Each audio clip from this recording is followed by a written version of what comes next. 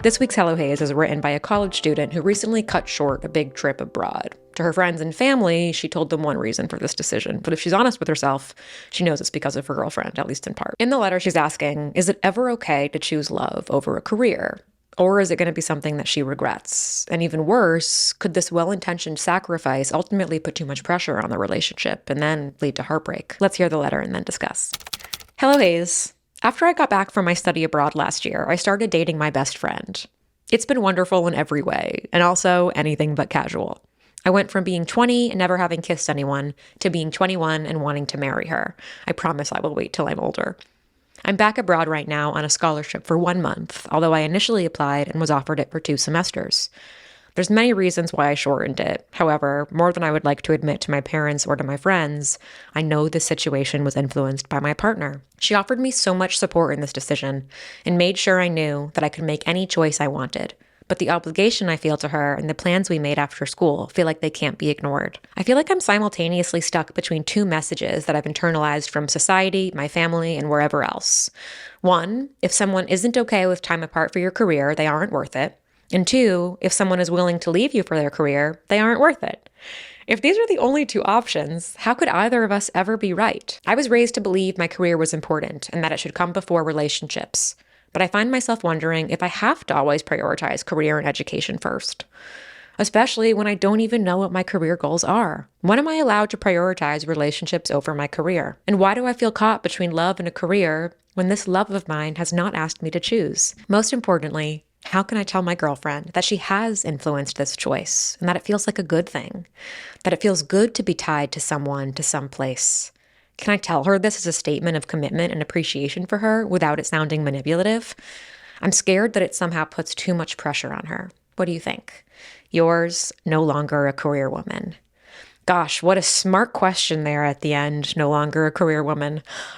Such a smart question there at the end to be considering, like, how does this choice, even if I feel like this choice has been beneficial for me, which it sounds like you're working through, like, what is it?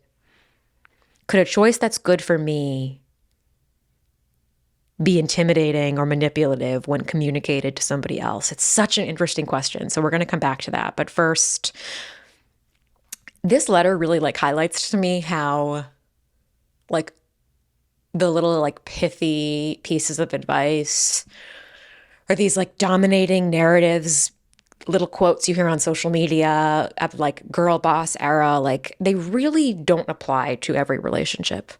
And I think that so many people, so many of us, in these major moments where we're deciding what we want, when we really should just be listening to our own intuition and to the voices of the people who know us and trust us best, it's really hard not to hear all those other stories you've been told about what it means to be a strong woman, perhaps, or, a strong man. There's just so many narratives that we really have to push through, explode, if we want to find out who we really are, what we really want. Because the truth is, for some people, it is better to choose love over career. And for some people, it might make more sense to choose career over love. But I also kind of resist the idea that you have to ever choose one or the other, or that they're really, I don't know if I actually believe that love and career are in opposition.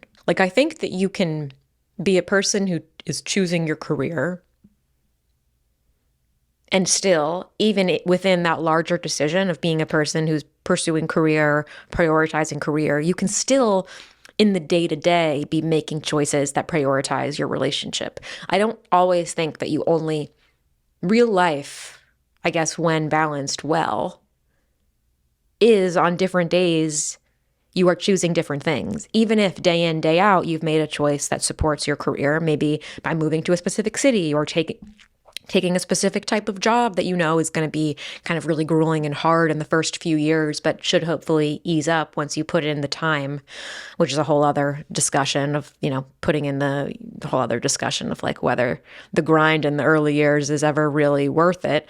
But you can make those choices. I do believe that in your early 20s, you can be making career-driven choices and still have room for love, and to be making choices that support the relationship that you want to be in, support your friendships. It's not always one or the other. But like specific to romantic relationships, I hear you that there is like a very conflicting, dominating narrative that we are told, and it makes it really confusing. I remember, like, this was a couple of years ago, I think. I was visiting New York and walking with one of my friends, and we were having a similar conversation about ambition and like how, like, is it bad to not be career ambitious? And this is a friend of mine who I think at one point maybe she did identify as career ambitious, but like never. No, she definitely identified as career ambitious. I don't want to put words in her mouth. But she was talking about how, like, is it okay that at this point in my life, like, I'm kind of happy clocking in and clocking out, and I'm finding more value and more meaning in my life, in my relationships, my relationship with my husband, my relationship with my friends. And like, is that okay? And I think it took some time to like accept and get used to the fact that like she doesn't want to be ambitious in her career, in the job she has. She wants to have hobbies, and she wants to like, I don't know, she wants to take that energy, that ambition, career ambition could take up and direct it to other stuff in life. And is that okay? And I think the answer is yes. But I think that for, I think I was going to say a lot of women, but I know a lot of men too. And then even like beyond the gender binary, but I do think like the gender, how am I going to use what are the right words to use here?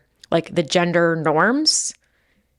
There are gender norms, and wherever you identify, I think there are certain norms that are pushed on you, and it's hard to break free from those. Like, I know for her and for a lot of people, it took some time to accept, like, it's okay for me to not be career ambitious, and that doesn't make me less of a person. It doesn't make me a less impressive person or a less interesting person. It's just true. And it's just who I am, and it's what makes me happier. It doesn't make me happy to chase work. And in your early 20s, and maybe this is also like a Gen Z thing, I do think like millennials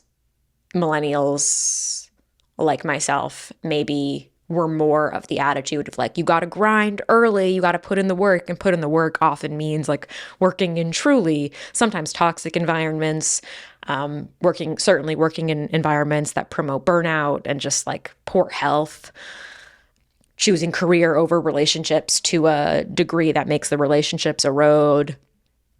And Gen Z, not to generalize, but then continues to generalize. I think that Gen Z as a whole seems to have a more boundaried perspective on work.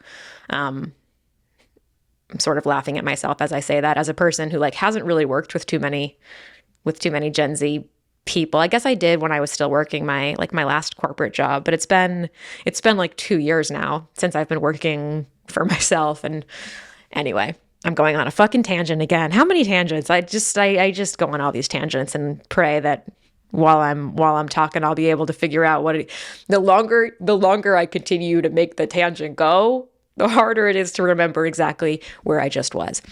I feel like what I'm trying to say to you, person writing this letter, and anybody who's listening, who's asking some of the same questions, like, it's okay if you don't want your career to be the driving force of your life, if you don't want work opportunities to be the driving decision maker. I think that's okay. I guess where it gets tricky when it comes to relationships is what are some of the signs that could lead to regret? Though ultimately, people feel really funny about the word regret, don't they? So many people are like, I don't live with regrets. I don't have regrets. And do I have regrets? Maybe I'm one of those people. Like, regret, I'm sure I could think of some things that I regret. I mean, I 100% can. There are so many things in my life that I wish I handled differently, responded to differently, like so many things that I would like to do differently. It's sort of inevitable, whether you want to call it regret or not. I think that, you're only 21 years old. The older you get, like, you're going to look back on this relationship, on other relationships you've had, relationships that you might have in the future, romantic, friendly, or otherwise, like, there's inevitably going to be a part of you that's like, oh, I wonder if I would have done X, what would have happened? And like, you can't really escape that. I think it's completely normal to be making while you are in a relationship that feels good for you and feels loving and you want to commit to, that you see a future with, I think it's normal to be making choices such as, I have this opportunity to go abroad for 2 months and I'm actually just going to do one because I want to come home. I understand why you made that choice. I don't inherently think that that's a bad choice. I wonder if maybe the nuance there is like, did you come home early because you thought that the relationship wouldn't work if you stayed longer? And maybe that's, if you're making the decision from a place of fear, maybe that's where it's worth examining a little bit further. But on the other hand, and maybe there's like some age stuff going in here. Like when you're young, and this is my perspective, and some of like people have challenged that perspective. I know plenty of people in their early 20s who have been ready to like make decisions for the rest of their lives and start living that way then. From my perspective, in my thinking about early 20s, I would have wanted to, I don't know. In my early 20s, though, I was very certain about Brian, and I was making choices that I made choices too that probably were better for my relationship than, not that I'm thinking now about, there was one summer where it was after my 2 years of Teach for America, and I went on a trip.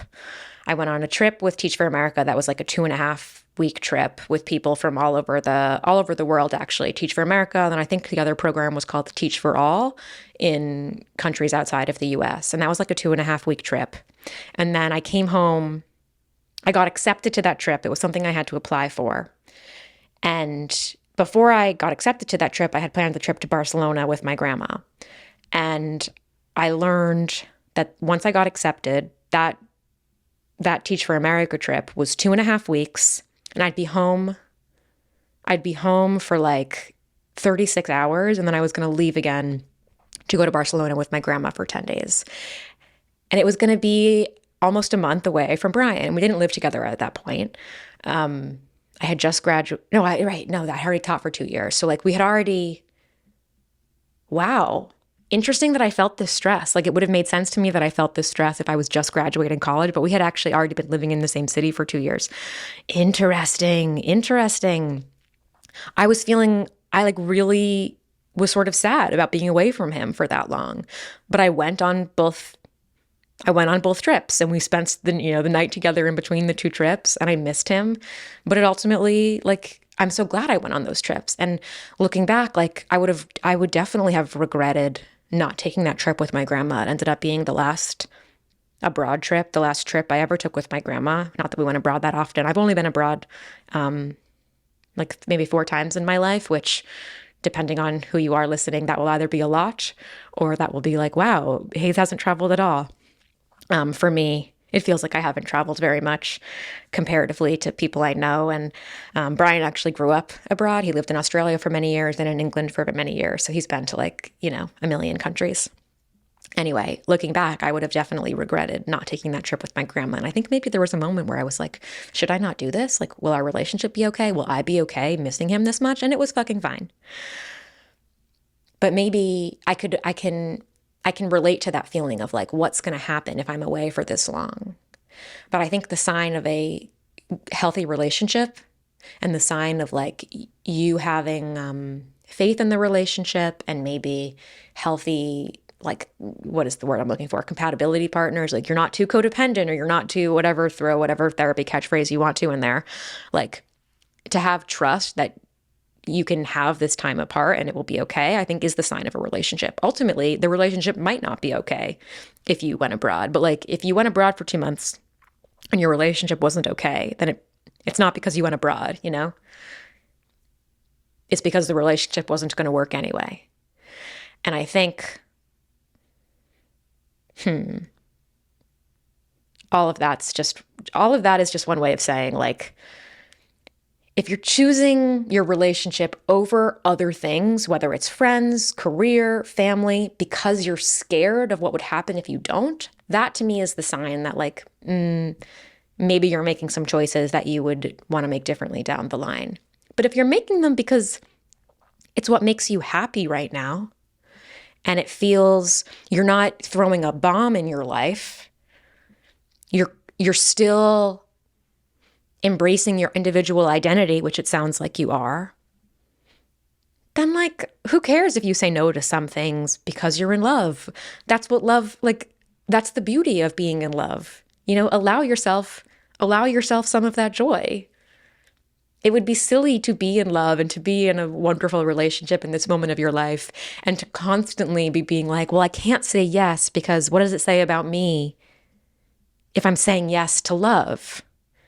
You can be whoever you want to be. You don't need to be a career-driven woman. I know that that's what you've been told in your family and in your life, and I do think that you should maintain your independence and you should keep figuring out who you are separate from your girlfriends and have your own friendships and relationships and interests and all of that. But like, career doesn't need to be your number one. And now a quick break to hear from our sponsor. Have you ever looked in your closet and felt like none of your clothes feel like you anymore? I've been there, and I've made plenty of expensive mistakes while trying to figure out my style again. I've been working on this the last few years, and now I try to only buy pieces that I'm confident I'll wear for a long time and that already work with staples in my closet. That's why I love Nuuly. Nuuly is a subscription clothing rental service where for $98 a month, you can choose any 6 styles to bring home. I can rent that midi skirt from Alex Mill that I've been loving and see if it actually works with the gray sweater in my closet, or I can try a new pair of jeans from Redone, 2 of my favorite brands that both happen to be on Nuuly. Nuuly has thousands of styles from hundreds of brands. Everything from party dresses to premium denim to one-of-a-kind vintage pieces. If I love something, I can buy it at a discount, or if I don't, I can send it back and get something new next month. Nuuly has inclusive sizing up to 5X, plus tall, petite, and maternity. Shipping and returns are fast and free, plus everything is cleaned in Nuuly's state-of-the-art laundry facility. I love that Nuuly really curbs that I need something new feeling and helps me experiment with my style in an affordable and inspiring way. It also has no hidden fees if you spill on a piece or lose a button, and it's way less wasteful. They ship in reusable totes with no plastic packaging, and they repair items when they're damaged instead of just throwing them out. So if you're in that nothing feels like me stage, or you just want to freshen up your closet, Nuuly makes getting dressed exciting again. Nuuly is a great value at $98 a month for any 6 styles, but right now you get $28 off your first month of Nuuly when you sign up with the code HAYES.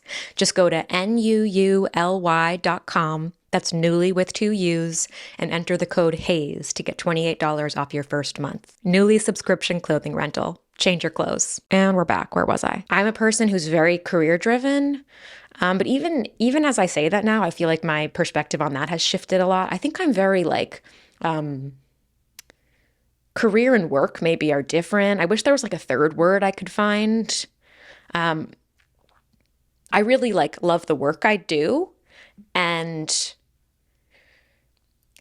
I'm very like work process driven. And maybe you'll find that when people tell you that you need to be career driven, what you're hearing from them is like, you need to make a lot of money and be this like girl boss. And if that doesn't resonate with you, it doesn't need to resonate with you. You can still be a person who is committed, who is disciplined to something, you know? And maybe that's how you can redefine career. Like, you can still have passions and identities outside of being a girlfriend. But it's okay to put your relationship first while you are in it. And I'm not saying that to suggest that I think you and your girlfriend are going to break up. I thought it was so cute how you said, "I promise I'll wait till I'm older." When I first read this submission, my face erupted into a smile. It erupted into a smile. I'm not saying all of that because I think that you're going to break up, but just you're young. And I think there's going to be decisions you make that you regret or that you wish you made differently. And there's going to be decisions you make that even if they don't lead to what you expected, you're not going to regret them because they were good in the moment and they taught you something. And I don't know, I don't think every decision has to be so fucking serious. Let's talk about, I'm glad we actually talked a little bit about that career goals and like, you know, for me, figuring out what I want in my career has been like a 12-year or 10-year fucking journey. Y'all have heard it even like through talking about this podcast. Like, I think at one point I said I know I said this actually. I'm saying I think because I'm embarrassed. I think at one point I was like, I want this to be the biggest advice podcast in the world. And I like, you know, I sort of cringe when I think back to saying that because I can hear in retrospect how like career and extrinsic oriented saying that was. And at the time I because I hadn't fully yet, I wasn't quite as embedded in this like career reorientation that as I am right now. And, give me grace if I give me grace while I continue to go through this, because I'm still in the process of it. Me saying that, I was still so like embedded in this idea that my success, and therefore, my identity, my happiness, my worth was rooted to like being the absolute best, and like capitalism, and being seen and recognized, and the outcome. It was all oriented in the outcome.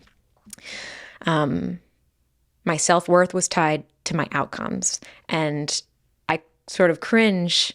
How can I say that nicer to myself? I feel really grateful that I have worked through that, and I now I want this podcast to be successful because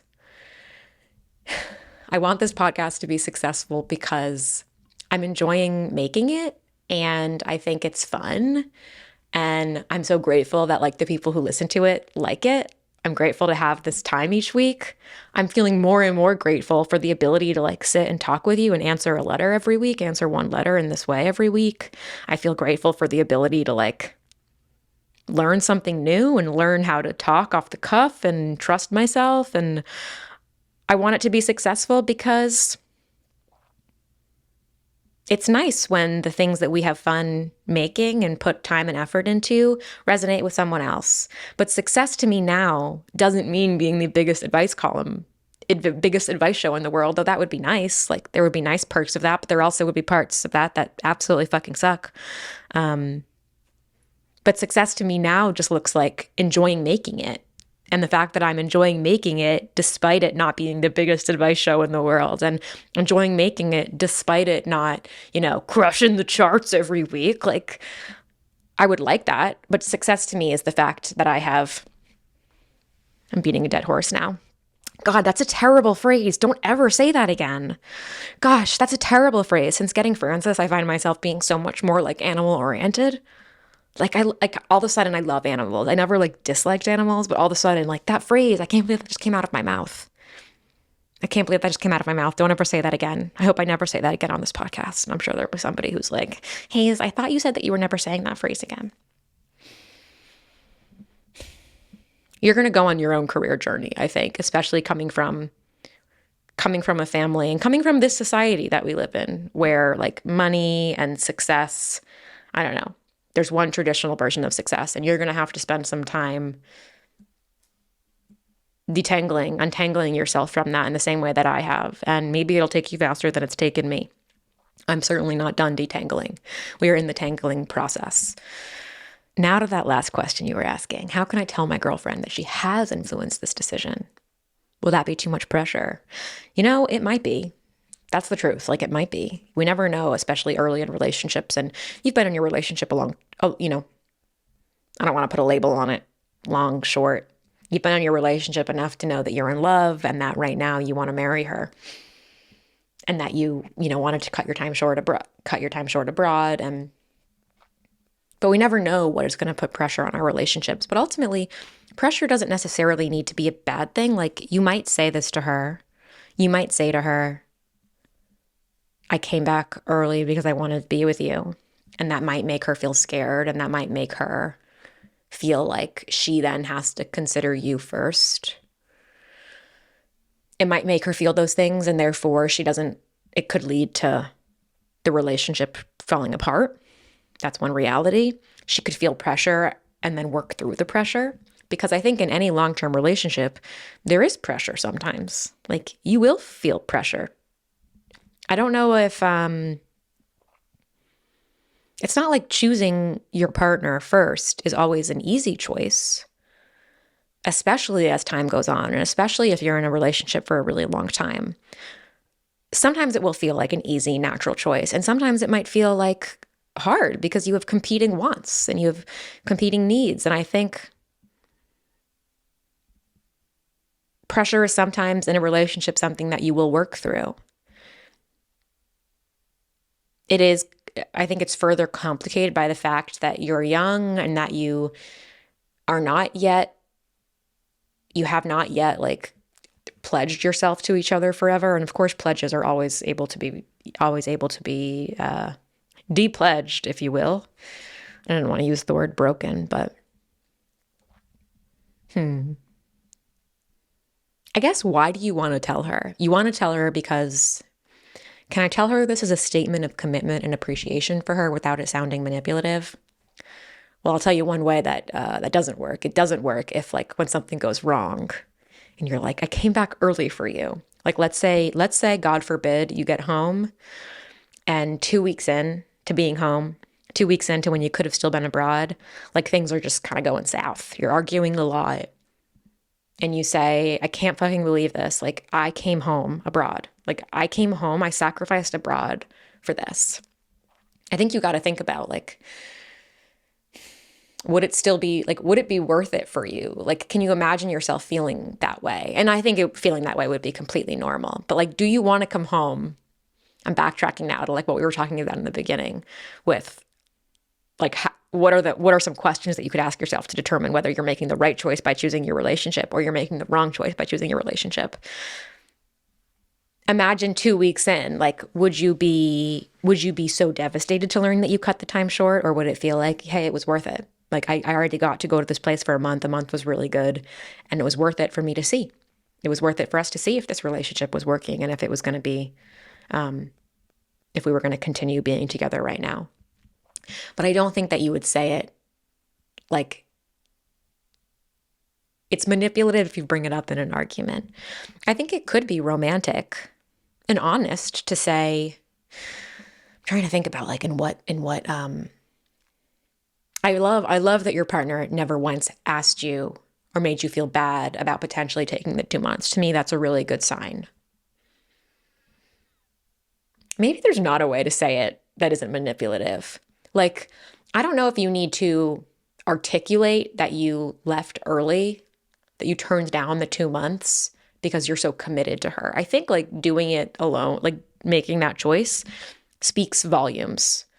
Maybe you could, like, there's such a difference between saying, like, I had so much fun while I was in Madrid. I don't know where you are. While I was in Madrid, but I'm so happy to be home with you now. I missed you so much and it feels so good to be back. That, to me, is different than saying, just so you know, out of a, as a token of my love, or I want you to know how serious I am, I decided to come home early because of how serious I am about our relationship. Like, that to me feels a little intense, and maybe I wouldn't say that right now. And I'm not about, like, keeping secrets or, like, playing games in your relationship, but ultimately you're making this choice too for you, right? You're making it for you. You're not just doing it to show your commitment. Maybe that's another checklist. Like, were you doing this to show your commitment and appreciation, or are you doing this because it feels like the right thing for you? And maybe there can be some overlap in there. But are you doing it to prove something, or are you doing it because it's what feels right? I think it's such a lovely sentiment that, like, she influenced the decision and it feels like a good thing. It feels good to have someone to come home to. I think you can say all of those things in, like, an artful, romantic way. Like, it felt so good. When you get home, you can say, it felt so good knowing that I was coming home to you. I missed you so much. It feels so good to have you a part of my decision-making process. I think you can say stuff like that. And I think that that's honest, and you want it to be reciprocated. In any relationship, and perhaps, I know we've been talking a little bit about reciprocal relationships on the show. Excuse me. It's like, you want to know that someone is considering you. And in this relationship with your girlfriend, like, you want her to know that she's in your head when you're making decisions, and you want to feel like you're in hers. And we'll see how that goes. Based on what you're saying about her, it sounds like she feels the same way. And, time will tell. We will see. People are always going to have opinions, though. Like, you have to be prepared for that. People are always going to have opinions about what you're doing with your work and with your relationship, and whether the sacrifice you're making is okay or not. And you just have to be okay with the choice you're making. And remember that any choice can always there's always a second choice you can make that can not necessarily backtrack, but that can You're never stuck in any choice you make, is one really important thing to remember. Your career is going to reinvent itself a million times over the course of your life, and so is your relationship. Even if you stay in this one, it is going to become a new thing where sometimes your partner will be the number one priority, and other times, like, they will still be the priority, but you will be welcoming another priority into your life, and the two of them will coexist together.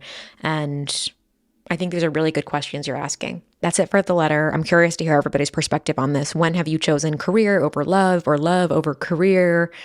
Has there ever been a choice for you? Let's share some wisdom with our 21-year-old letter writer here. Thanks so much for writing in. If you want to send a letter to the show, it's hellohayesbusiness@gmail.com. Love reading your letters. I love reading your letters, and I love you all. Now let's get to the next segment. On to our next segment, called Pulse Check, called Check-In, called, I don't know what the heck we're calling it. After my episode last week. So there was a moment in last week's episode where I was talking about how sometimes our uncertainty is here to teach us something. And I mentioned that if you have OCD, maybe what I'm saying isn't for you. It was a caveat.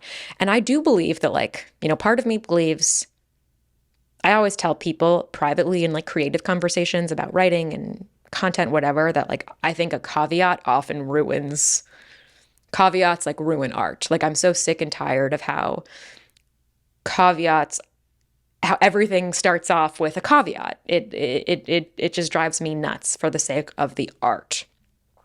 However, I felt like that was a valid caveat to make in the moment, that sometimes our uncertainty is not here to teach you something. If you have OCD, like, that's not a useful train of thought. That's not a useful thing to say. And I got a bunch of notes from people saying how much they appreciated that. In addition, the person who wrote last week's letter sent me a note, in addition to just kind of telling me more about what she thought about the episode, said, by the way, I actually do have OCD, and that would have been a smart thing for me to include in the letter, but thank you so much for mentioning that. And it got me thinking about caveats more. And specifically, like, back when I was a teacher, there's this thing called differentiation when you're teaching. And it's the expectation that as a teacher, as an educator, you are differentiating your lessons for your students of varying levels. So I was teaching 6th grade reading. I had some students who were on reading level and some students who were below reading level. And for any given lesson, I was expected to have tools available for those students who are below reading level, that they could still access the same material, but I can meet them where they're at, essentially. So an example could be like, which is so much work for one teacher. Like, teachers have such the expectations on one teacher are so crazy, really. And it's a disservice to teachers who then experience burnout and can't perform to the best of their abilities to their students. And it's a disservice to students.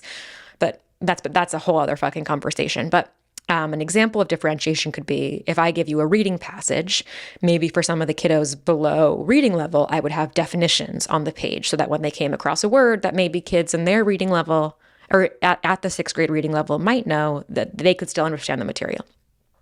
And that's, as we get older and as we consume more things, TV, books, social media, like, no one is differentiating for us. And it becomes our responsibility in some ways to be able to differentiate for ourselves.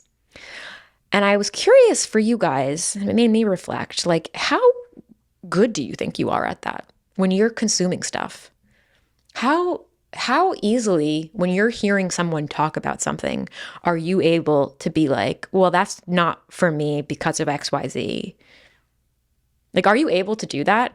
I think I'm able to do it sometimes, but then where I have a hard time knowing when something isn't for me is like, sometimes when I hear people talking about like their career journeys or their creative processes or like what's worked for them, whether it's like a podcast host or a creator or whatever. And I think I've gotten a little bit better at it, but I would hear them talk about what works for them, and I would assume that it needed to work for me too, without taking into consideration who I am, how I work, what I know about myself. And then I'd feel really bad about myself when it didn't work for me. I'm like, oh, well, it works for Hayes. What's wrong with me that it doesn't work for me? And it just made me, I don't make tons of caveats in my work. Again, I don't like them. I don't think they need to be everywhere. But it just made me think about how hard it can be for all of us to like have to be listening, consuming so much stuff, and also be trying to keep track of whether it applies to us or not. And it's like a separate conversation than like all the whataboutisms, which you can see a lot in advice column type work or reacting work. Like people, you hear one thing about someone who chose, like even with a letter like this, like someone choosing their relationship over their career. Maybe it is the right thing for this person. Maybe they're going to go on to have a wonderful marriage or a wonderful long-term relationship, and there's never going to be any career-specific regret. Somebody else might be like, this is terrible advice. It's terrible advice that it's okay to sometimes choose love over career, because let me tell you what happened to me. And let me tell you, it also happens to my two best friends. And you should never choose your partner over your career, because the partner's going to leave you or they're going to be resentful, and then you're going to have nothing. And you're going to have wasted the best years of your work life. Like, I'm not necessarily talking about that. I'm kind of like coming to this from a little softer angle. I'm just curious, like, what that process is like for you as fellow consumers. Does it interfere with your ability to like read and appreciate certain things? Like, have you had to turn certain things off, or has it made you feel self-conscious when you don't have that like check-in moment with yourself where you're like, okay, I know that they're talking about something and it's okay if it doesn't completely apply to me. That's what is needed, right? It's just like sometimes it's just like that moment of check-in where it's like, oh, she just said something and it kind of made me feel bad. And is it making me feel bad because I'm assuming that I need to be exactly like that? Is it making me feel bad because it's pointing out something interesting that I hadn't thought about? I'm just curious where you guys all kind of stand on that. And thank you to everybody who sent in nice notes. I will continue to try to make appropriate caveats when I think that they're appropriate. It's really hard. It's really hard because it makes me really sad if somebody has, a mental illness, or struggles with any sort of mental health diagnosis or physical health diagnosis, and I say something that doesn't speak directly to like their situation. I would hate to say something that works for me and somebody with OCD or something else like tries that and it doesn't work for them because we are different people with different brains. I hate to think about that. And I guess it's sort of like a reality of being a person who exists and consumes things. Like, it's a risk we all take by listening to other people and listening to other people's experiences. I don't know. It's just kind of a very, very interesting. It's just something that I've been noodling on and I want to hear your thoughts. Is there anything else I want to talk about? When the cups came down the line. I was lost, but now I'm fine. Doing everything I know. Close your eyes, hit me up. You're gonna let me know. Are we human or are we dancer? My hands are cold and I'm on my knees looking for the answer. Are we human or are we dancer? I think that's it for this week's show. There was something else I fucking wanted to tell you that I can't remember. It's not in my phone. I just looked. So hopefully I remember for the next time I record. If there's anything you want to hear me talk about, please let me know. If there's any letters you want to send, any thoughts you have, I'm always open. I'm always open, except for when I'm not. But how are you supposed to know? How are you supposed to know when I'm going to be open and when I'm not going to be open? And that's it. I love you guys, and I'll see you next week. Am I going to be able to focus with you in here, little girl? I'm sorry. Can you see her? Hi, sweet pea. Hi, little girl. Hi, little girl. Okay, I'm probably going to have to put you away.